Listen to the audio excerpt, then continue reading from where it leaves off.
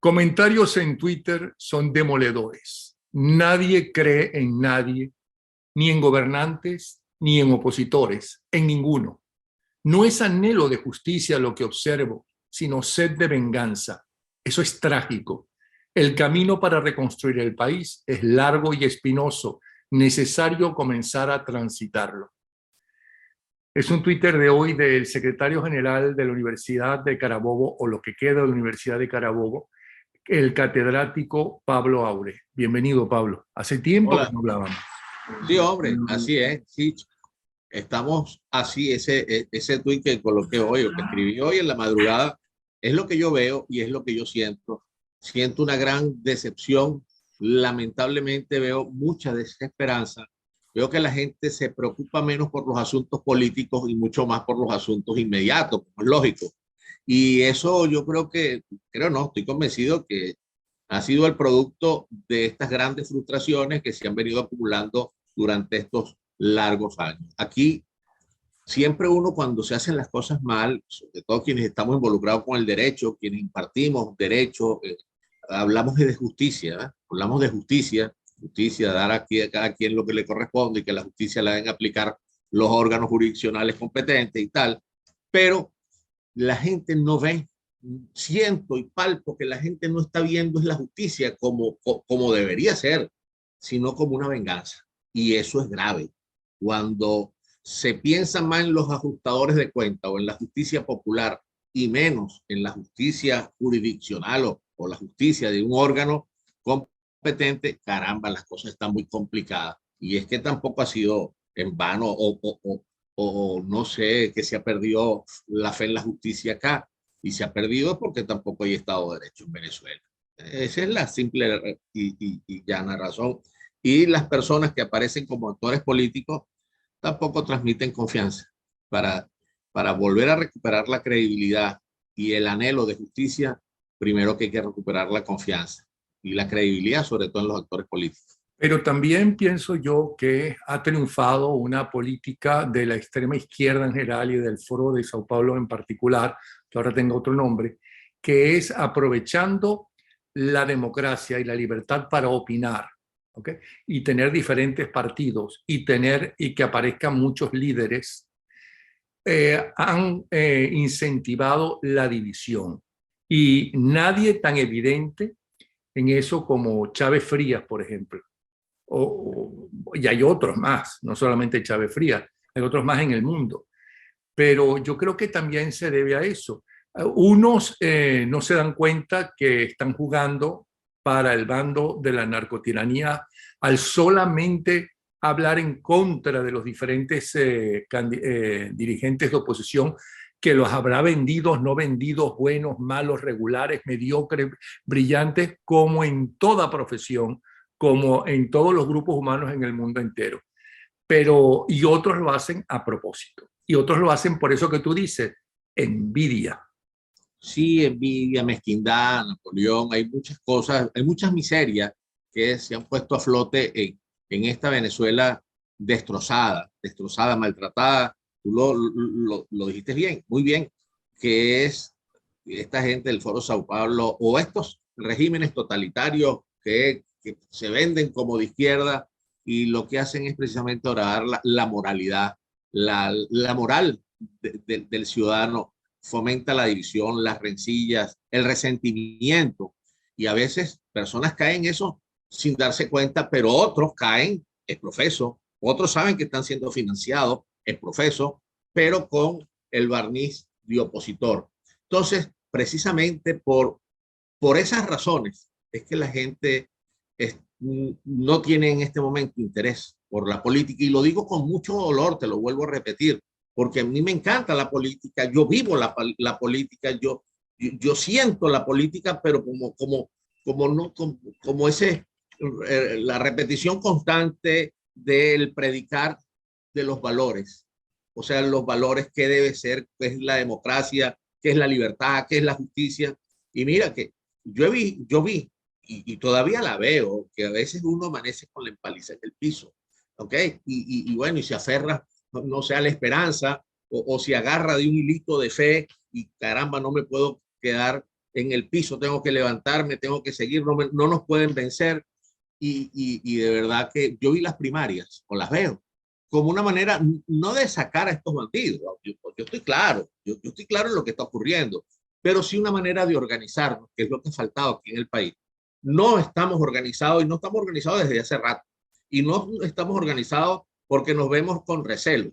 No estamos organizados porque cuando, no sé, se ve que alguien puede estar descollando, puede estar levantando vuelo, ese es enemigo, es más enemigo que Maduro. Yo prefiero que siga Maduro y que no siga este. Así. Entonces, caramba, Napoleón. Por eso entonces uno se siente muy mal. Y aquí lo que hay es que labrar la tierra, hay que preparar la tierra y empezar a sembrar.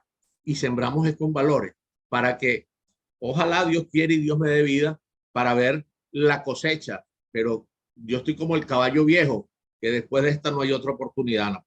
Pero fíjate, va a ser bastante difícil porque esto no es nuevo. Bueno, primero, la política y la sociedad, suciedad en la política en el mundo no es nada nuevo. Sí. ¿Okay? Lo que sí es nuevo es el poder de los nuevos medios, que nos llega todo tipo de información y nos invaden con todo tipo de información, ya sea política como no política, como noticia general. Antes, cuando había una matanza general en África o en Asia y demás, aparecía posiblemente en primera página del Nacional o el Universal, pero en letras pequeñas y adentro, ¿no? Podías verlo un poco más ampliado.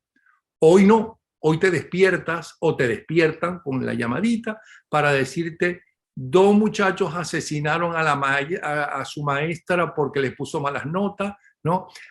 Uno de estos enfermos asesinos tirotearon en un centro comercial, ¿no? Todo eso aparece. ¿Me explico? Entonces, la gente está viviendo un drama verdadero, no de Hollywood, todo el tiempo.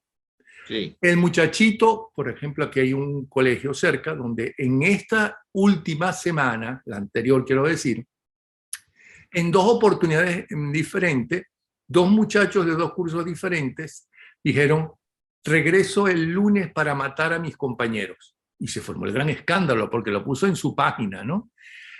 Uno de sus compañeros lo leyó y se lo dijo: mira, mamá, lo que está pasando. Es un menor, porque además uno no entiende qué educación o qué es lo que están viendo, ¿no? Así es. O leyendo, ¿no? Que tú tienes 12 años, 7 años, y ya no te importa matar a la gente. ¿Cómo es eso? ¿O no te das cuenta? ¿Me explico? Y eso es como otro mundo. Pero yo quisiera, antes de hablar de esto, que no es, repito, no es nada nuevo, y antes de hablar de lo primero que escuchamos nacionalmente de Juan Guaidó, que era la proposición cese a la usurpación, gobierno de transición, elecciones libres. ¿Cómo es posible, ¿no?, que con estos tres puntos fundamentales, que ya no son nuevos en Venezuela porque se hicieron cuando sale Pérez Jiménez del poder, cesó la transición, hubo un gobierno, cesó la dictadura, hubo un gobierno de transición donde, por cierto, hubo hasta 3 o 4 juntas cívico-militares, la primera era militar, pero entonces presionaron y entonces sacaron a los perejimenistas que quedaban en esa cosa. Luego hubo el gobierno de transición que dirigió en primer lugar Wolfgang Larrazábal, luego Edgar Zanabria, y unas elecciones libres que ganó Acción Democrática, pero que eran libres. Yo quisiera hablar de eso, pero antes hay una foto conmovedora de Juan Guaidó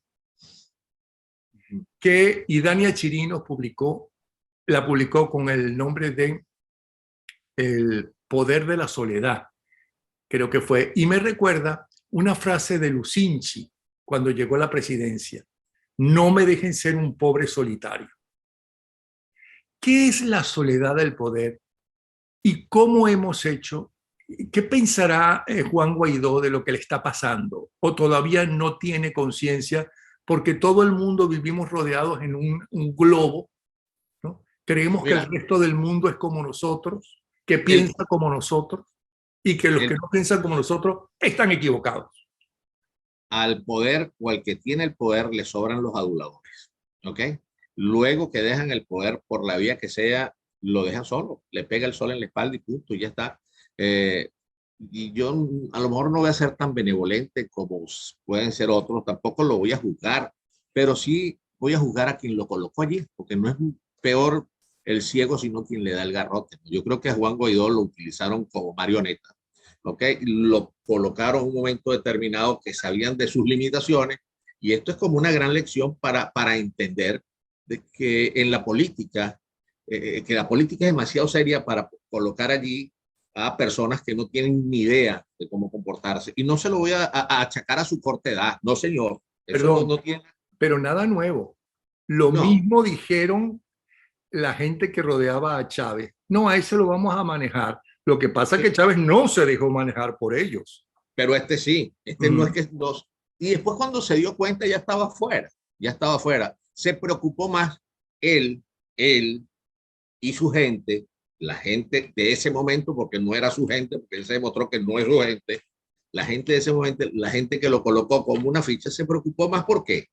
No por el cese de la usurpación, no señor, ni por las elecciones libres, ni por mucho menos por el gobierno de transición. A ellos les interesaba, bajo la figura de un gobierno interino que era mentira, se preocuparon más por monómero, se preocuparon más por Citgo, se preocuparon muchísimo más, o es que ya lo vamos a olvidar, cuando se renovó, cuando se discutió en la Asamblea Nacional los bonos 2020, que un año o 2 años antes lo habían dicho que esa reestructuración de esa deuda era nula porque tal y qué sé yo, necesitaba el apoyo de la Asamblea Nacional y Maduro no lo pasó por allí, pero sin embargo refinanciaron la deuda. ¿Por qué? Bueno, por los negocios que había allí detrás de esos bonos 2020. Es decir, se preocuparon, y ya vemos los escándalos que hay. El mismo Calderón Berti habló de monómeros, habló de esto, ya vemos los escándalos con los mismos protagonistas que hoy están sentados a la mesa de negociación.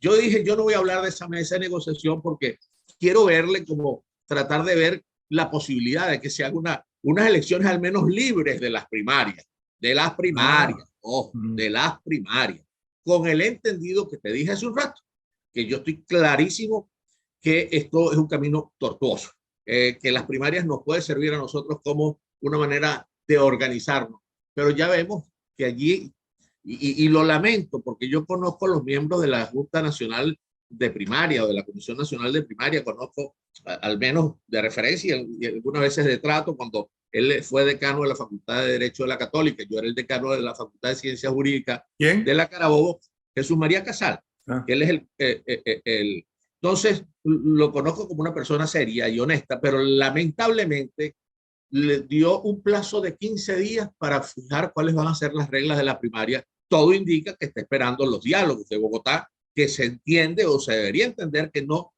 que una cosa es Bogotá y otra cosa es quienes están sentados allá, aunque los que están sentados allá por la oposición hayan sido los que lo nombraron a ellos como ente rector de las primarias de la oposición. Es decir, Napoleón, cada vez vienen las sospechas, cada vez vienen, oye, las decepciones, los desencantos, que uno vuelve y vuelve a aterrizar con Juan Guaidó. Bueno, Juan Guaidó es el resultado de lo que él sembró. Él lo sembró, muchachos, no, lo juzgue o no, entiendo muy bien. Esta mañana estaba hablando con una persona que es una analista política y me decía que ella no juzga tanto a Juan Guaidó porque una cosa es estar fuera y otra cosa es estar dentro del poder, cuando se ejerce el poder, las presiones que se pueden recibir, y ese muchacho recibió muchas presiones. Mire, hermano, si ese tipo de verdad, o ese joven, unas cosas son las luchas estudiantiles, es verdad, pero yo digo más que las luchas estudiantiles, porque todo esto de la generación de los 28 fueron estudiantes, pues fueron tremendos políticos que dirigieron el destino de Venezuela para bien. Estos muchachos de la generación 2007, lamentablemente se han ido por el abismo, nacieron aparentemente dinosaurios y de verdad que me duele decir esto porque yo apuesto a la juventud porque ellos van a ser los que van a llevar las riendas del país. Pero este muchacho, caramba, tenía 60 países a su merced, o mejor dicho, colaborando, esperando cualquier cosa y no hizo absolutamente nada. ¿Qué le costaba, por ejemplo?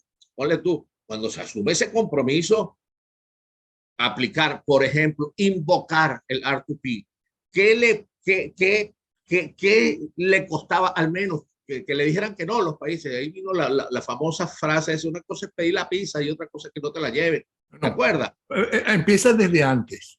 Él tenía la obligación, según la Constitución Nacional, ¿no?, de renunciar a la presidencia de la Asamblea Nacional.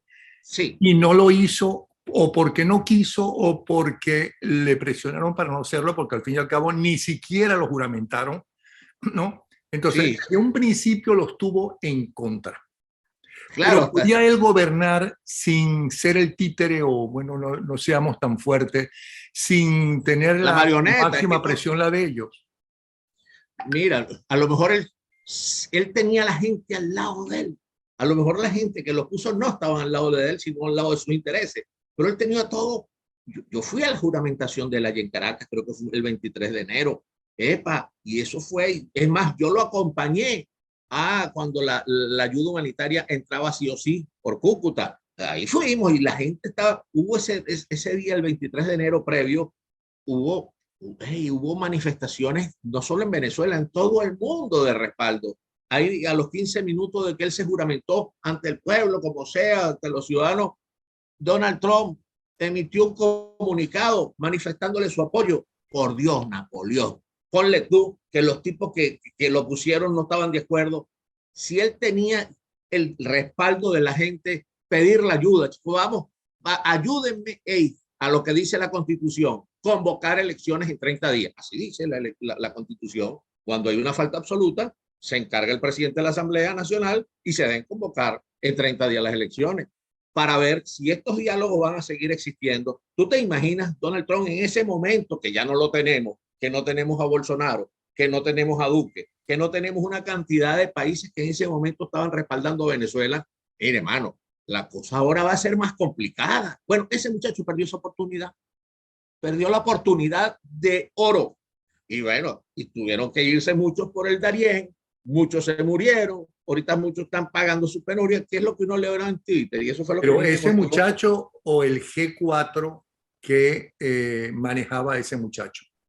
Mira, ok, pero Incluyendo el muchacho, claro, yo no lo estoy el, defendiendo, pero al decir ese muchacho da la impresión que él es el único responsable. te lo vuelvo y repito, cuando dije, o sea, el ciego sino quien le da el garrote. Yo primero hablé de quien lo colocó y después me coloqué en el puesto de Juan Guaidó, que no era un muchacho. Él ha podido Okay. desligarse Ahora te inmediatamente, desde luego. pregunto, él realmente, aunque tuviera ese apoyo popular, como lo tuvo Capriles, como lo tuvo el propio Leopoldo López, como lo tuvo el gobernador ahora de Rosales. Rosales, él podía gobernar sin esas pequeñas 4 tribus. No lo sé, Napoleón, no lo sé. No, A eso lo es muy mejor, importante ya porque va, por mucho que ya tengas va. al pueblo enfrente, ¿ok? No, no. Es verdad que la única vez que se derrotó a la dictadura fue el pueblo convocado por Fede Cámaras y la CTV, que fue a manifestar el 11 de abril. Y el tipo salió con el rabo entre las piernas directo hasta Fuerte Tiuna a renunciar y firmó su renuncia, la escribió y la firmó. Correcto, por eso te pongo en el contexto, Napoleón, de que él tenía a la gente al lado y tenía 60 países encabezados por Donald Trump. Es decir, por supuesto que se podía gobernar en tanto y en cuanto él supiera hacer las cosas como debía haberla hecho y no la hizo. Prefirió cohabitar con la casta política, el que lo metió allí, el que lo colocó allí, y seguir con los intereses. Vamos a darle con Silvio, vamos a darle como número, vamos a refinanciar la deuda esta Vamos a para... repartir los puestos, los negocios. Sí, sí, y el cese de la usurpación, ¿para qué? Si ellos estaban bien. O sea, el mal es el que se fue por el Darién, Entonces, el ¿tú que no crees se que fue ellos por Bogotá. no inventaron lo del cese a la usurpación, gobierno de transición y elecciones libres? Que eso se le ocurrió a alguien y él lo repitió allí en vivo No, y se pero eso juramentó estaba, a pesar de que ellos no lo juramentaron. no, pero es que eso estaba perfecto, esos pasos eran perfectos. Mm, Pues, la usurpación era lo perfecto, o sea, el claro. cese listo, el gobierno de transición era lo perfecto, es lo que tiene que venir en algún momento, aquí que se caiga, o sea, que dejen estar cobiando estos candidatos o los que pretenden ser los abanderados de la oposición, que dejen estar cobiando que ellos van a gobernar sin un gobierno de transición. Ya basta, aquí lo primero que hay que hablar con sinceridad, ¿cómo tú vas a gobernar, Napoleón? Con el TCJ en contra, con la Asamblea Nacional en contra, sin contralor y con un fiscal en contra que te pueden enjuiciar. Y precisamente y encontrándote a unos niveles de pobreza y de falta de seguridad en todos lados que tú no vas a poder satisfacer. Y tiene que haber con mano los dura. dos grupos terroristas más poderosos de Colombia, Así con es. Hezbollah, con los intereses de las dictaduras más grandes y asesinas del Correcto, el presente planeta. siglo, ¿no? Sí. Eso se van a dejar quitar el negocio. Por eso, Napoleón, yo digo, yo estoy claro con lo que son las votaciones o no, pero necesitamos organizarnos. Cuando dicen, con los malandros no se negocia. Mire, hermano, por supuesto que se negocia. Aquí hay varios pranatos y hay que ver cómo permear, o sea, cómo penetrar, cómo filtrarse. Pero Pablo, ellos no van a salir por afuera. No, Pepa, si te enfrentas a todos, no. Si te enfrentas, ¿cómo vas a salir? Ese es como que si a ti te estén atracando, tú estés en un banco, lleguen 10 personas con capucha. Pero es que si ellos renuncian, van presos por la Corte Penal Internacional, van presos por la justicia norteamericana. Precisamente. A ellos no les conviene salir por las buenas. En situaciones de secuestro, que es lo que está en este momento Venezuela, se negocia con los secuestradores para ver una salida más honrosa, pero siempre que tú tengas fuerza. ¿Qué puedes negociar tú ahorita? ¿Qué pueden estar negociando en Bogotá? Lo primero que están negociando, imagínate tú, unas elecciones libres para que nos dejen hacer las primarias a nosotros. O sea, ¿tú entiendes eso? O sea, ¿alguien puede entender que yo vaya a sentarme en Bogotá para ver si hago mis elecciones, para ver quién decido va a ser mi líder? Mano, o sea, tiene que ser, mire, algo, no sé, vale, yo no sé qué está pasando aquí. No sé qué está pasando. ¿Tú no crees que la destrucción que para mí es el mayor éxito que ha tenido Maduro, el mayor de todo, fue acabar con el gobierno interino, ¿no? Y acabar con Juan Guaidó? ¿Tú no crees que fue manejado en un acuerdo con el régimen? Bueno, ustedes me acaban con esto y yo les doy tal cosa. No sé qué les dio ni qué les va a dar, porque hasta ahora no les dio absolutamente nada. Además, tanto Maduro como el otro delincuente, Cabello, han hablado claro, es que más claro, ellos lo dicen todo. Es decir, a mí tienen que eliminarnos de la Corte Penal Internacional como si la oposición, ¿no? Pudiera hacerlo. El gobierno de Estados Unidos tiene que devolver los 3.200 millones de dólares. ¿Qué es eso? Si justamente, si no ellos no salen del poder, no regresará esos 3.200 millones. Pero o sea, es que por donde tú lo veas, ese tipo de negociación es absurdo. Es absurdo. Pero es que estos que hablan de ir a unas elecciones presidenciales, esos se olvidan que ellos dijeron, y con el Tribunal Supremo de Justicia de la oposición, creo que fue ya oficial, de que Maduro es un usurpador, que Maduro no puede ser presidente ni es presidente. Entonces van a enfrentarse a ese señor que ellos dicen que no es presidente para unas elecciones con un consejo electoral de una narcodictadura. Por eso yo veo las elecciones, aunque se llame elecciones, entre comillas, yo lo veo como una manera de organizarnos, porque aquí tenemos que organizarnos. Es una manera de acercarnos, es una manera de volver a interesar a la gente por la política, pero hablándole claro, no haciéndole cuentos, no diciendo cosas que no se van a cumplir, porque ahí vienen las decepciones. Tú no puedes ofrecer absolutamente nada, que si construir escuela, que si construir hospital. ¿Qué es eso, man? O sea, tú primero tienes que enseñar cómo conducir un país para, de verdad, no es que cese la usurpación, es cómo vas a gobernar. Creo, no sé quién fue el que lo dijo. La cosa no solamente gobernar en la oposición, lo poco que tenían y el poder que tenían, y no supieron unirse porque todo el tiempo estaban echándose puñaladas por la espalda, que van a saber gobernar un país y saber, ni un país que no tuviera la crisis que tiene Venezuela son capaces de hacer, si ellos lo han demostrado. El problema ellos son, como tú dices, unos dinosaurios. El problema esos no pueden gobernar el país. Esos no sirven, no están a la altura. Si lo han demostrado, pues estoy equivocado. No está equivocado. Por supuesto que no. Lo que pasa es que hay una frase que se ha hecho constante en estas reuniones donde yo voy, donde dicen que ella la primaria, que cualquiera de la primaria es mejor que Maduro. A cualquiera es mejor. Y yo comparto que cualquiera de ellos es mejor que Maduro. El asunto no solamente es tener un candidato.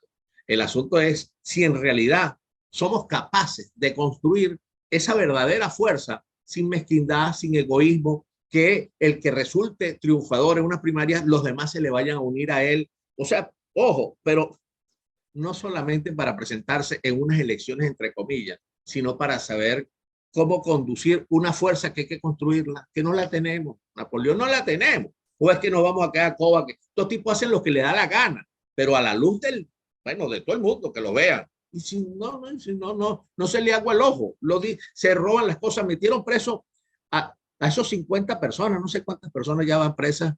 ¿Tú crees que eso en realidad están luchando contra la corrupción? O sea, eso están es como dando un mensaje. Mire, vamos, aquí hacemos lo que nos da la gana. Metemos preso que nos da la gana. El que se coma la luz, le pasa lo que le pasa a la gente de Tarela, como hacen las mafias. Eso es mafia. Eso son mafias entre sí, pranato, el de los minerales, las minerías, el petróleo, la gasolina, las aduanas. Todo eso son mafias. Entonces, 3.200 millones, 3.100 millones que se robaron PDVSA, no se habían dado cuenta. O sea, no había una contraloría que supiera que faltaban algo ahí.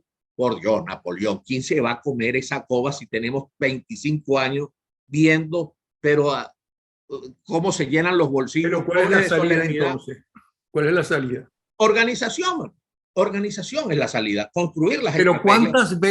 ¿cuántas veces el pueblo de Venezuela, desde aquella famosa manifestación con mis hijos no te metas, han estado en la calle, y todo el tiempo han estado en la calle? Yo no sé qué otro país, en la historia de otro país, han estado tantos años la gente en la calle. Y así todo, hay quien dice que es que el pueblo venezolano no ha estado en la calle. Y déjame decirte que eso de echarle mierda a los que son como uno, es decir, a los otros venezolanos que tienen un poco de poder, no es nuevo ni es de nosotros. Yo tuve que estudiar 3 años en España, en el principal colegio de los jesuitas, de donde yo tuve que vivir.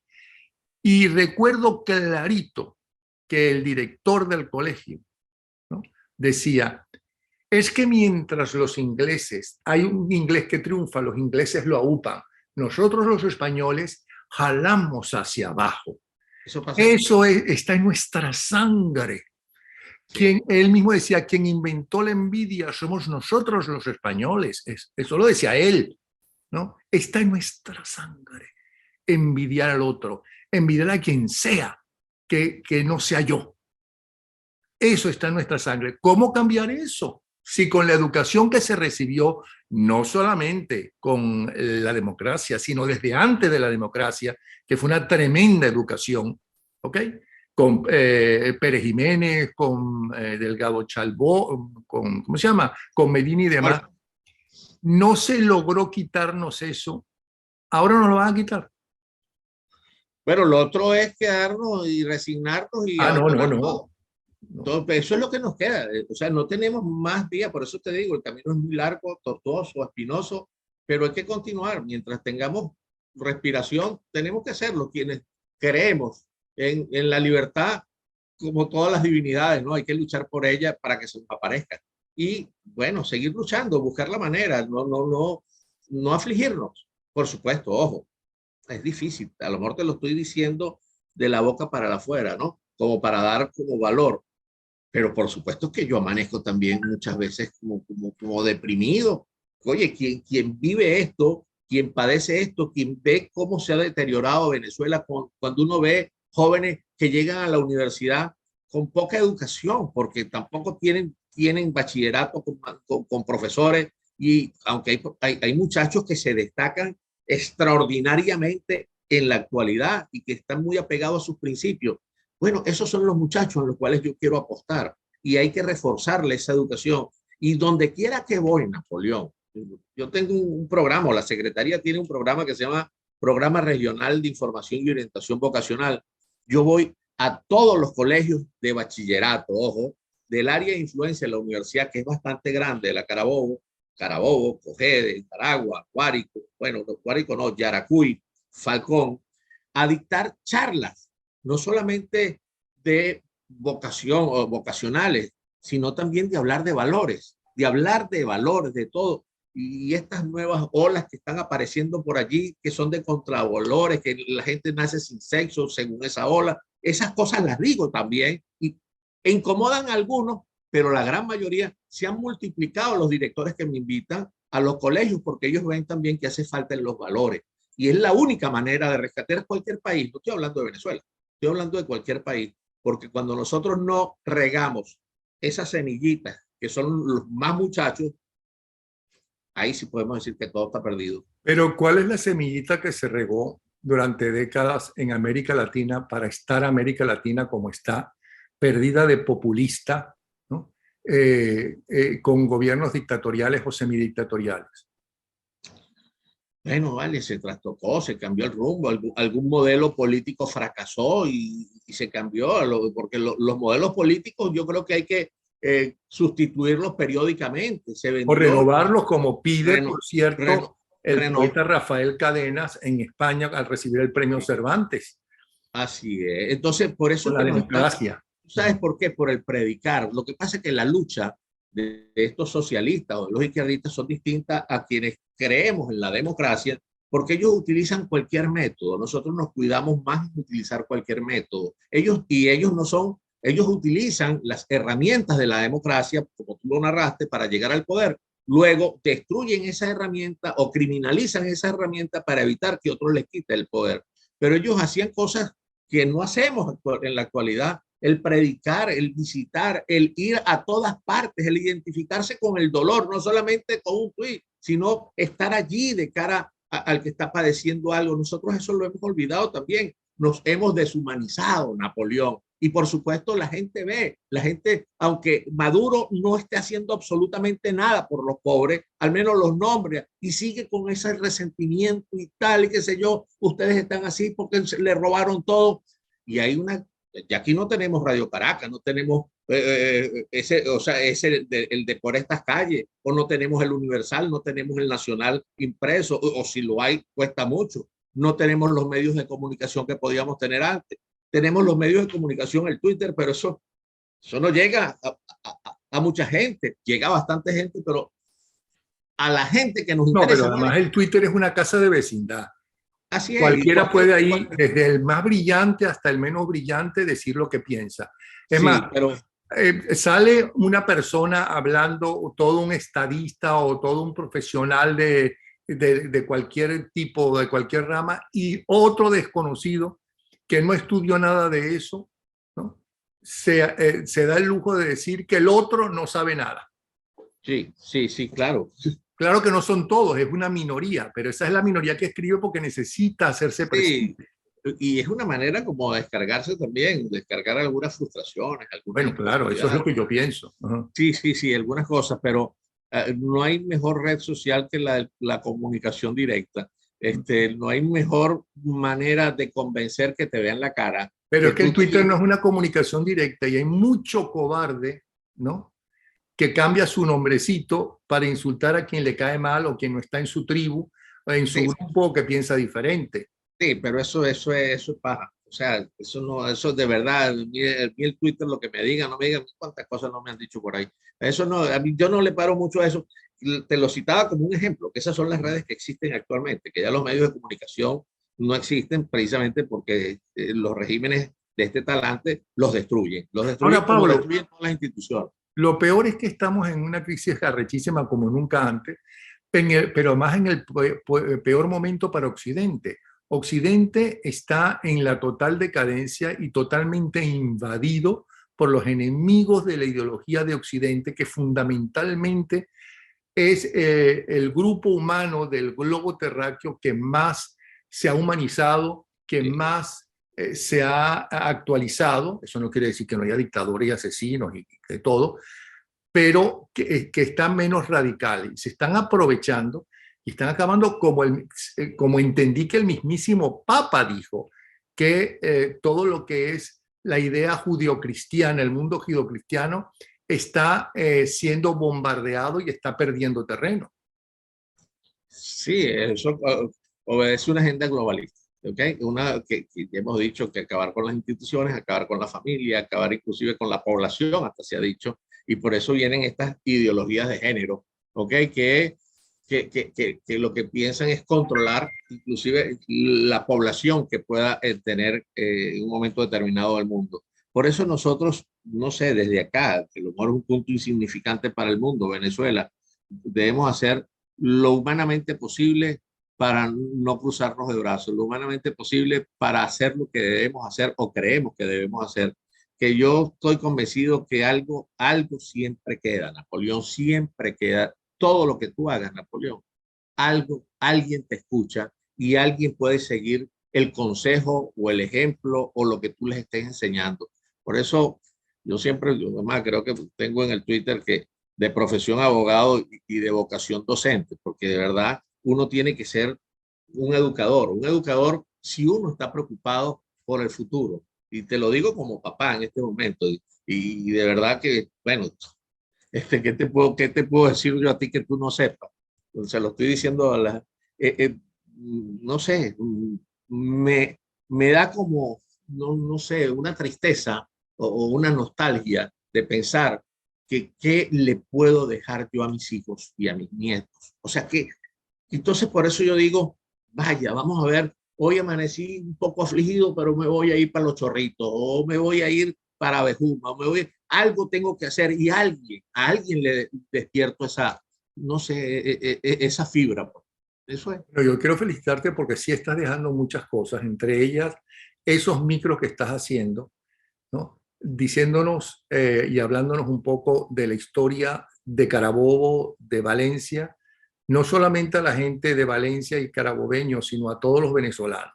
Yo te felicito porque hay que conocer la historia, hay que valorizar los buenos valores de la historia. Y eso lo estás haciendo tú. De Muchas verdad. gracias, Napoleón. No, gracias a Gracias. ti por lo que estás haciendo. No, lo que es que hay que recordar siempre las cosas porque estos tipos se han empeñado que Venezuela nació hace 25 años, con ellos, pues nació con ellos. Bueno, Murió. La destruyeron ellos. esos tipos tienen esa política, no solamente esto, eso es una cosa que aprendieron, todos son igualitos en los diferentes países, que hay que acabar con el pasado. El pasado se acabó y la historia comienza con ellos. Hay que cambiar la bandera, hay que cambiar el escudo. De milagro no han cambiado el himno nacional, ¿no? Mira, Hay, todos los jóvenes que antes luchaban por una democracia, estos jóvenes de hoy nacieron con Chávez. Por eso es que tú no los ves, no los ves. Tú ves a personas mayores siempre en las reuniones y no ves tantos muchachos. Y por eso que nosotros tenemos que empeñarnos en despertarle ese amor por Venezuela y por la política a los jóvenes, que van a ser el reemplazo de las personas mayores. Gracias, Pablo. Pablo Aure, Sí. secretario general de la Universidad de Carabobo, catedrático, abogado, ¿no? Docente y creador de esos maravillosos micros que cada vez que los saca nosotros los pasamos por Twitter también. Un abrazo. Apretado abrazo para ti y lo tuyo. Esté bien.